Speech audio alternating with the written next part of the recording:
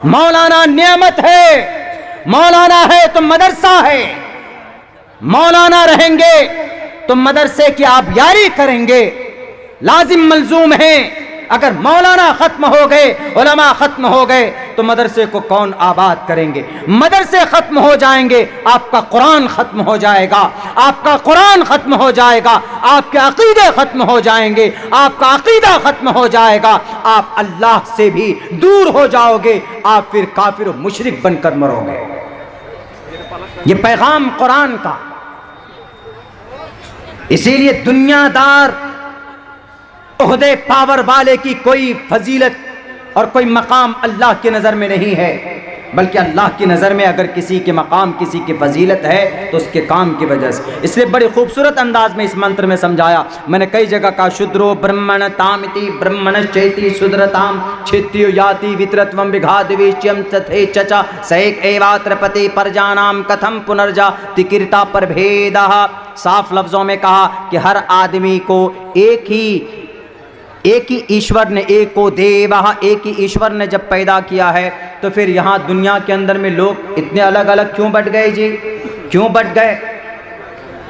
हमारे यहाँ कोई सैयद हो, कुरैश हो, अंसारी हो, शेख हो, चौधरी हो, तेली हो, फलां हो, फलां हो, फलां, सब कोई मस्जिद में जाएगा, नमाज एक ही सब में खड़ा होकर पढ़ेगा और सब कोई कुरान करीम की तिलावत कर सकता।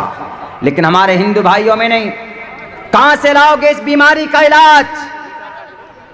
नरसिंहानंद तिवारी जी दासना के मठ में बैठकर तो बड़े बड़ी बातें आपको बोलना आता है। कहां से लाओगे इस भेदभाव का इलाज?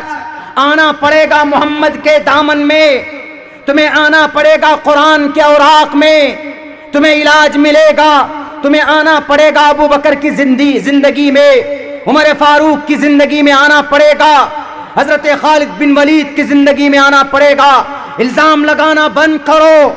पूरा का पूरा बगदाद, पूरा का पूरा इराक, पूरा का पूरा मुल्क शाम कैसे इस्लाम में आया? मैंने आज तारीख पढ़ी है। आज अब से पहले मैंने कहीं नहीं बोला, लेकिन आज बोलता हूं डंके के चोट पर। पूरा का पूरा इराक इस्लाम की अच्छाई को, बराबरी को देखकर कलीमा पढ़ा था। हजरत खालिद बिन वलीद गए थे, इराक को फतह किया था। वहां के लोकल लोगों को लॉ एंड ऑर्डर मेंटेन करने के लिए छोड़ दिया जाता है। उसके बाद फिर मुल्क शाम आते, मुल्क शाम को कब्जा किया तो मुल्क शाम के अंदर, वहां पर मुल्क शाम में पोप थे, पोप और पादरी, यानी ईसाई और यहूदी के बड़े रहनुमा थे, और वो उस वक्त के हुक्मरानों की चापलूसी करते थे।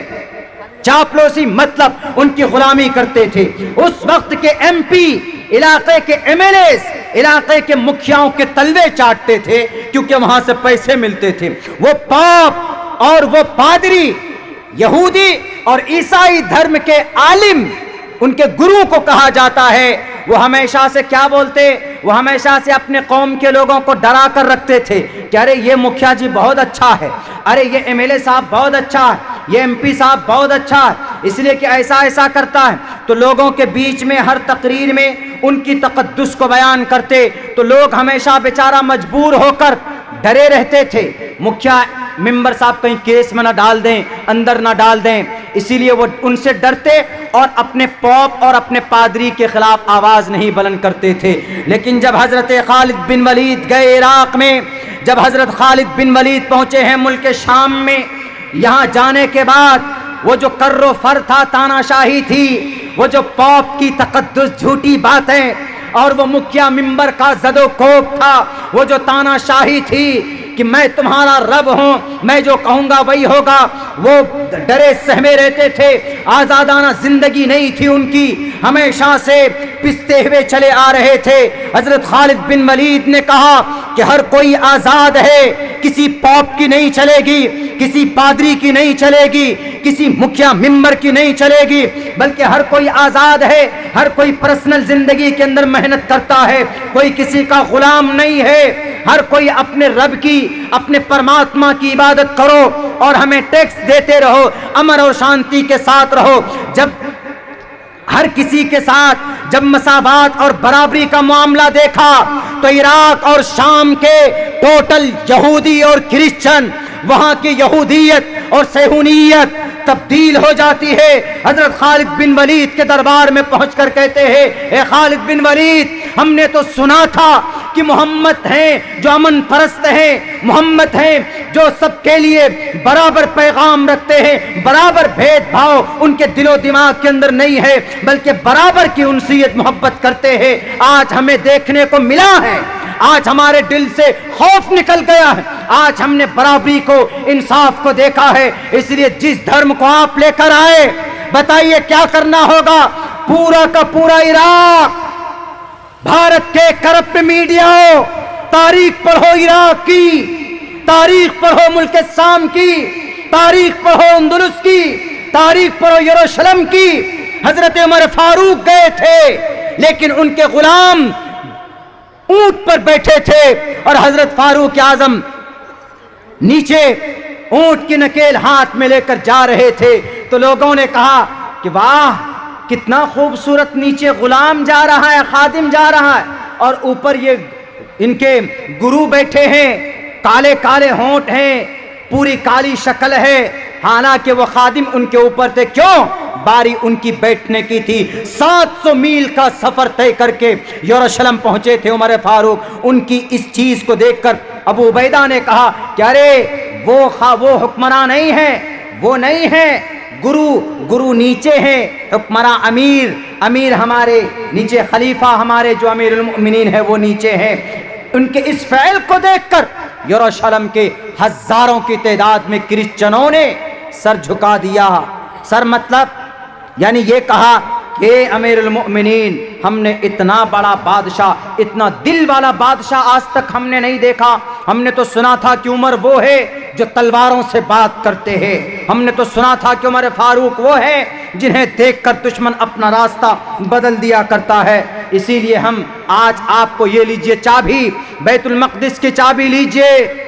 यरूशलेम में, फलस्तीन में कोई जुल्म ज़्यादती नहीं हुई थी। चीखने वालों कि तलवारों वाला धर्म है, पढ़ो ना कुरान, ला इकराह फिद्दीन, the truth stands out from the error, clear from the error, there will be not compulsion in the religion. धर्म के अंदर कोई जोर जबरदस्ती नहीं। लेकिन पढ़ोगे कैसे? तुम्हें तो अपने गुरुओं को खुश करने के लिए न्यूज़ बनाने में बिजी रहते हो, फुर्सत मिलती ही नहीं। अपने ग्रंथों को पढ़ो, मकाम और फजीलत कैसे क्या होती है, इंसान और मानवता किसको बोलते, पढ़ो ग्रंथों को, तुम्हें पता चल जाएगा। आज मैंने एक श्लोक, एक मंत्र पढ़ा है जिसके अंदर वाक़ईतन इतना अच्छा मैसेज श्री कृष्ण जी ने इंसानों को दिया है। इसके अंदर क्या कहा?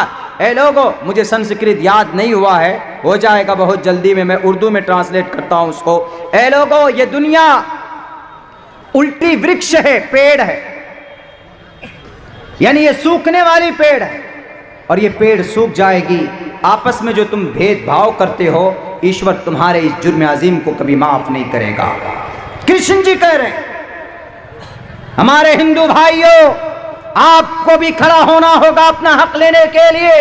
कोई दलित नहीं है आप में, आपको दलित बनाया गया, आपके वेदात में दलित नहीं है, आप भारत के संविधान में आप दलित नहीं है, दलित है, लेकिन बराबरी का हक आपको दिया गया। नाम है सिर्फ आपका मंगलू, लेकिन आपका मकाम और आपका हक उतना ही है जितना एक बड़े ऊंचे खानदान वाले का जितना हक हो। हक की लड़ाई कौन लड़ा? इस्लाम लड़ा। मुहम्मदुर रसूलुल्लाह के गुलाम, चारों खलीफा, उनके बाद फिर जो सिस्टम शुरू होता है वहां से लड़े। एक औरत को थोटी थी। हजरत उमर फारूक ने कहा कि अगर कोई तलाक देगा तो लाखों करोड़ों रुपए अगर उसने महर में दिया अपनी बीवी को तो वो वापस नहीं मिल सकता, उसको वापस मिलना चाहिए, कुछ ना कुछ मिलना चाहिए। बीवी को तलाक होगी, अगर 5 करोड़ रुपए बीवी को महर में दिया हुआ है तो कम से कम आधे रिटर्न होना चाहिए। तो ये कुरान के खिलाफ फैसला था। तो एक औरत को इतनी हिम्मत थी, उस औरत ने अमीरुल मोमिनीन को कहा, ऐ उमर, अपना डिसीजन बदलो। ये थी बराबरी, ये थी जुर्अत, ये इंसाफ। उस औरत ने कहा कि आप कुरान के खिलाफ फैसला नहीं कर सकते। उनकी एक राय थी रखने की कि हम एक ऑर्डिनेंस ला रहे हैं, एक बिल ला रहे हैं कि भाई ऐसे ऐसे महर में कुछ ना कुछ मिलना चाहिए लड़के को। तो उन्होंने, औरत ने क्या कहा कि जब अल्लाह ने कुरान में फैसला कर दिया, जब अल्लाह का कुरान नस्से कती है, उमर फारूक, नबी ने कोई तब्दीली नहीं की, अबू बकर ने कोई तब्दीली नहीं की, तो आप कौन होते हैं? तो उमर फारूक ने कहा कि आज मुझे इस बुढ़िया ने दीन सिखा दिया। एक औरत को हक होता था अपना, एक औरत को हिम्मत होती थी अपना हक मांगने का। किसने ये जुरात दी, किसने ये पैगाम, किसने ये हक दिए बराबरी का? इस्लाम ने दिए। इस्लाम ने ये मकाम दिया है औरतों को, उनको सम्मान देना निकाह करके। वरना अमेरिका चले जाइए आप, अमेरिकन में वी आर लिविंग टुगेदर। आज अमेरिका में क्लिंटन, जो कुछ दिनों पहले सदर था अमेरिका का, उसने the state of union address में कहा था, यानी भारत अमेरिका का जो सदर होता है वो पूरे 5 साल में एक बार आवाम को, जनता को संबोधित करता। तो संबोधन में उन्होंने क्या कहा था अपनी स्पीच में? The state of union address में ये कहा था कि अनकरीब अमेरिका में हरामजादों की तादाद होगी, हरामजादे बास्टर्ड की तादाद होगी। अल्फाज बास्टर्ड के नहीं इस्तेमाल किए, लेकिन ये इस्तेमाल किया था कि born and the lots of people born without any wedlock. Wedlock मतलब निकाह को बोलते हैं अंग्रेजी में, वेडलॉक, यानी बच्चे पैदा होंगे बिना निकाह के। और यूरोप में हो रहा है, यूरोप के अंदर हो रहा है, वहां पर बच्चे पैदा होते हैं, शादी नहीं होती। आज हमारे भारत में भी वो कल्चर आ गया है, लिव इन रिलेशन, फैशन। देखिए, इज्जत, जिना को कितना खूबसूरत नाम दिया, वी आर लिविंग टुगेदर। वाह, बहुत खूबसूरत लफ्ज है, बहुत प्यारा लफ्ज है। And we are relationship from the long time, हम बहुत जमाने से रिलेशनशिप में हैं। रिलेशनशिप का मतलब नाजायज संबंध में है। बताइए कितना खूबसूरत नाम दिया मेरे भाइयों, मेरे साथियों। किसने औरत को मकाम दिया? हरामी बच्चे पैदा होते थे, लेकिन अल्लाह के नबी ने कहा नहीं चलेगा ये। अगर किसी औरत से तुम्हें प्यार है, मोहब्बत है, तो जायज करो उसको, वेडलॉक करो पहले। The first of will be wedlock and after that you can, तब आप you can with her the relationship continue आप कर सकते हो, उनके साथ आप आगे रिश्ता बढ़ा सकते हो।